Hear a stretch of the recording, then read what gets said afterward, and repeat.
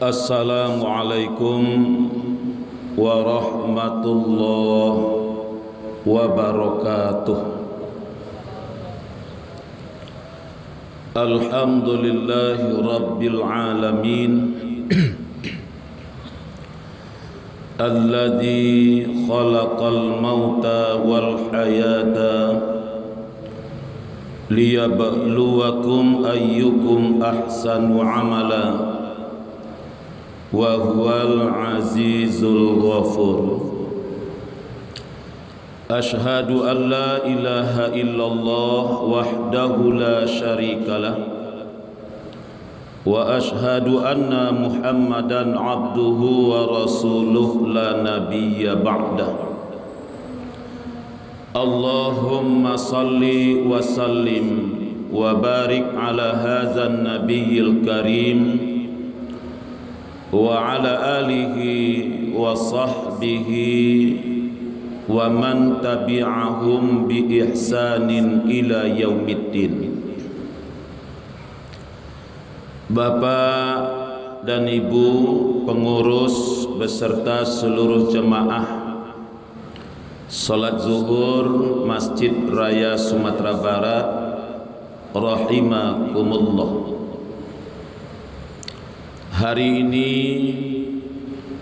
kita berada di awal tahun 1443 Hijriah. Tahun berganti, kematian semakin menghampiri. Mana tahu tahun ini tahun terakhir buat kita. Mudah-mudahan Allah bukakan pintu hidayah buat kita untuk semakin dekat dan mendekatkan diri kepadanya dengan memperbanyak ibadah, dengan memperbanyak istighfar dan berdoa penuh rasa takut dan harap agar doa kita dikabulkan oleh Allah menjadi hamba yang husnul khatimah.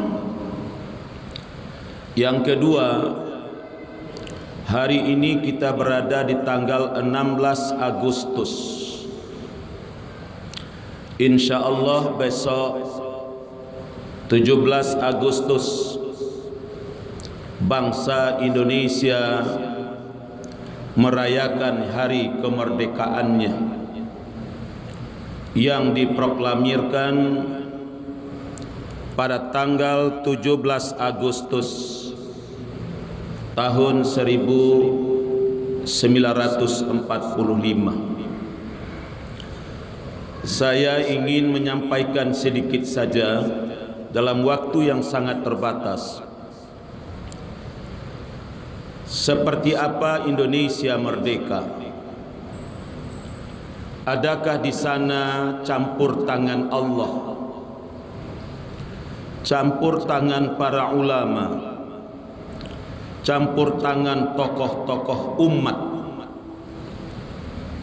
yang hari ini sepertinya orang mulai menghilangkan? Sebentar ini mohon maaf Bapak Ibu Saudara sekalian, kita baru saja mengikuti pidato Presiden dalam rangka HUT RI yang ke-76. Presiden tentu merupakan wakil dari bangsa. Mohon maaf saya tidak ada maksud apa-apa. Tapi apa yang saya catat, tidak ada satu kalimat pun yang kita dengar dari mulut beliau bagaimana bersyukur kepada Allah dan memuji Allah Subhanahu wa taala. Hanya mengawali dengan salam keagamaan, dan itu tidak hanya salamnya umat Islam, tapi salam seluruh agama yang ada di negeri ini. Sepertinya negara merdeka seolah-olah tidak ada campur tangan Allah sama sekali. Padahal di dalam pembukaan Undang-Undang Dasar 1945 alinea ketiga, Allah telah mengilhamkan kepada para pendiri negara, dan tentu dengan sangat sadar pendiri negara mengeluarkan kalimat itu penuh kesadaran, penuh khidmat, dan memang sungguh merasakan bagaimana campur tangan Allah terhadap kemerdekaan Indonesia itu.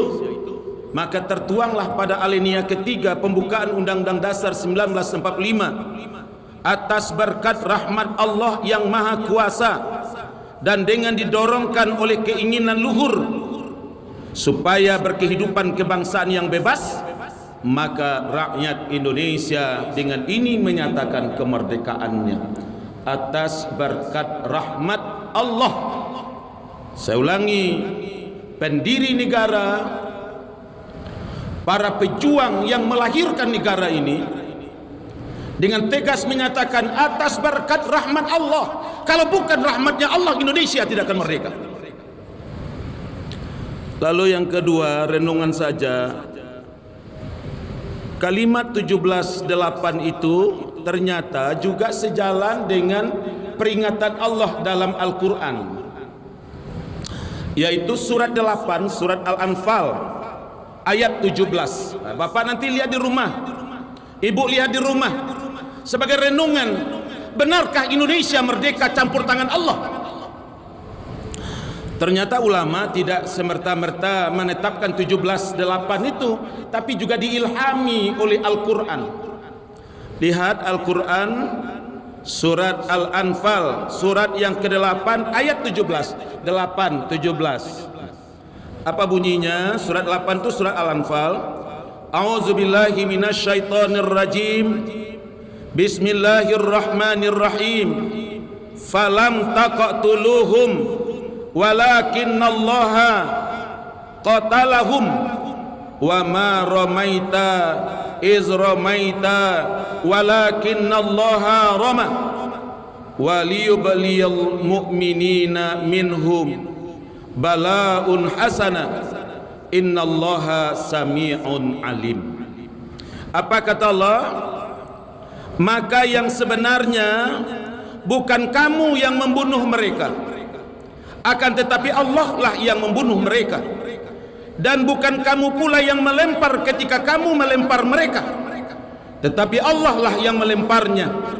Allah berbuat demikian untuk membinasakan mereka dan untuk memberi kemenangan kepada orang-orang yang beriman dengan kemenangan yang baik.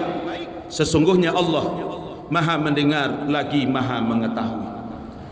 Sepakat para pendiri negara, kalau bukan kebesaran Allah kita tidak merdeka. Sebagaimana diungkapkan oleh Allah dalam Al-Quran ini, jangan kamu kira engkau yang membunuh mereka, tapi Allah yang membunuhnya. Jangan engkau kira engkau yang melempar mereka, tapi Allah yang melemparnya, agar engkau mendapat kemenangan dan mereka musnah dari kalangan orang-orang yang mukmin. Maka wajar renungan ayat ini menjadi sebuah ungkapan di dalam pembukaan Undang-Undang Dasar 1945. Saya tidak mengkritik, tapi mengajak kita merenung saja. Bahkan beberapa tahun yang lalu, doa HUT RI tidak lagi dimulai dengan memuji Allah. Biasanya kan doa kalimat Alhamdulillahirabbil alamin dan seterusnya. Bahkan kita menyaksikan doa HUT RI tidak lagi memuji Allah, tidak ada lagi, langsung saja sampaikan untuk menghormati kemajemukan. Untuk menghormati kemajemukan. Tadi saya ikut paripurna dalam rangka mendengar pidato kenegaraan. Saya dengar dari awal sampai akhir, yang ada cuma baca salam, kemudian di tengah-tengah ada kalimat, karena hari ini pandemi, beliau hanya mengkaitkan Indonesia merdeka tidak begitu merdeka saja, tapi karena perjuangan. Perjuangan, tapi juga tidak ada sentuhan kalimat tauhid sedikit pun di dalamnya. Untuk itu saya mengajak kita semua membaca sejarah kembali baca sejarah kembali. Jangan kita terlena oleh berbagai media hari ini, tapi ingat sejarah bahwa Indonesia merdeka karena kebesaran dan rahmat dari Allah Subhanahu wa taala. Lalu yang terakhir saya sampaikan, untuk itu jangan diisi kemerdekaan itu dengan hal-hal yang akan menyebabkan murkanya Allah. Isilah dengan hal-hal yang akan membuat rasa syukur kepada Allah. Hari ini bermacam bentuk kegiatan yang sudah disiapkan oleh masyarakat. Hanya renungan saja, evaluasi saja. Relevan tak dengan nilai-nilai agama? Relevan tak? Saya salah satu mengkritik untuk mendapatkan sesuatu lalu diinjak-injak bahu orang, diinjak-injak teman. Nah, itu perlu direnungan juga itu. Seolah-olah HUT RI identik dengan panjat pinang. Itu renungan juga. Tapi lakukanlah peringatan tahun baru dengan sebuah muhasabah, dengan sebuah perenungan. Apakah kita bangsa Indonesia hari ini sudah bersyukur atas kemerdekaan itu? Lalu apa bentuk syukur yang kita lakukan atas anugerah tertinggi yang diberikan Allah kepada bangsa kita ini? Tentu Bapak, minimal kita kepala rumah tangga mengajak anak-anak kita, mengingatkan anak-anak kita, mengingatkan keluarga kita. Nak, kita tidak akan merdeka nak kalau bukan kasih sayang Allah, kalau bukan rahmat dari Allah. Untuk itu nak, jangan diisi dengan hal-hal yang akan menyebabkan Allah marah dan murka kepada kita. Sebagai Bapak RT, sebagai Bapak RW, sebagai Bapak Lurah, Bapak Camat, Bapak Wali Kota, Bapak Gubernur, sentuhlah warga kita, sentuhlah masyarakat kita untuk mengingat kembali dan mengenang bagaimana Indonesia diproklamirkan dengan rasa syukur yang mendalam kepada Allah, karena disadari betul oleh pendiri agama bahwa pendiri negara, bahwa negara kita tidak akan pernah merdeka kalau bukan campur tangan Allah Subhanahu wa taala. Untuk itu wahai wargaku, bagi RT RW, lurah, ajaklah warga kita bagaimana mensyukuri kemerdekaan dengan mendekatkan diri kepada Allah, dengan mendekatkan diri kepada Allah, dengan mengingat kebesaran dan keagungan Allah. Mudah-mudahan hari ini apa yang ditakutkan, bencana pandemi Covid-19, kuncinya kalau kita dekat dengan Allah. Kalau kita jauh dengan Allah, jangan pernah bermimpi azab itu akan berhenti. Jangan. Kenapa? Tidak hanya kita yang dapat ujian. Nabi Adam diuji oleh Allah. Ketika dia dapat ujian, ditegur karena melakukan kesalahan, dia segera bersujud, bersimpuh kepada Allah. Lalu Allah pertemukan kembali Nabi Adam dengan istrinya dengan ungkapan Rabbana zolamna ampusana. Ya Tuhan kami telah berbuat zalim terhadap diri kami. Begitu pula Nabi yang lain, Nabi Yunus ditegur oleh Allah, dia segera kembali kepada Allah. La ilaha illa anta subhanaka inni kuntu minaz zalimin. Tidak ada Tuhan kecuali hanya Engkau ya Allah. Engkau yang menciptakan, Engkau yang mendatangkan rahmat dan kasih sayang. Subhanaka, Engkau maha suci ya Allah. Bisa jadi kami, bisa jadi saya telah berbuat zalim ya Allah. Hari ini renungkanlah betapa, kenapa bencana demi bencana. Hari ini mohon maaf Bapak Saudara sekalian, saya dapatkan informasi akibat Covid-19, 1 tahun berjalan negara menambah hutang 4.000 triliun. Sumatera Barat, kata Pak Mahyaldi Ansarullah, kita kehilangan dana penerimaan 1 triliun. 1 triliun hilang dana. Dahsyatnya luar biasa. Hari ini tadi pidato Presiden, angka kemiskinan bertambah. Angka kemiskinan bertambah, pengangguran luar biasa meningkatnya. Tetapi siapakah yang akan bisa membebaskan kita dari segala penderitaan dan kesaran itu? Tidak ada yang bisa membebaskan kecuali hanya Allah Subhanahu wa taala. Untuk itu, mari kita sambut kemerdekaan RI yang ke-76 dengan memperbanyak istighfar.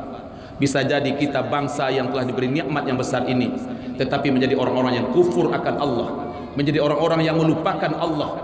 apalagi melakukan sesuatu yang tidak diinginkan oleh Allah Subhanahu wa taala. Mari kita kembali mengenang peristiwa 17 Agustus 1945 penuh dengan sesuatu yang sifatnya monumental spiritual, dengan pendekatan ketauhidan, dan dinyatakan secara resmi dan diproklamirkan ke dunia, kami bangsa Indonesia merdeka atas berkat rahmat Allah yang Maha Kuasa.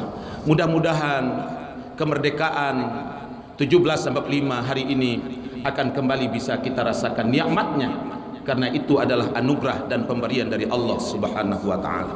Fa'tabiru ya ulil albab la'allakum turhamun. Banyak maaf, wabillahi taufik wal hidayah. Assalamualaikum warahmatullahi wabarakatuh. Allahu akbar, Allahu akbar. Asyhadu an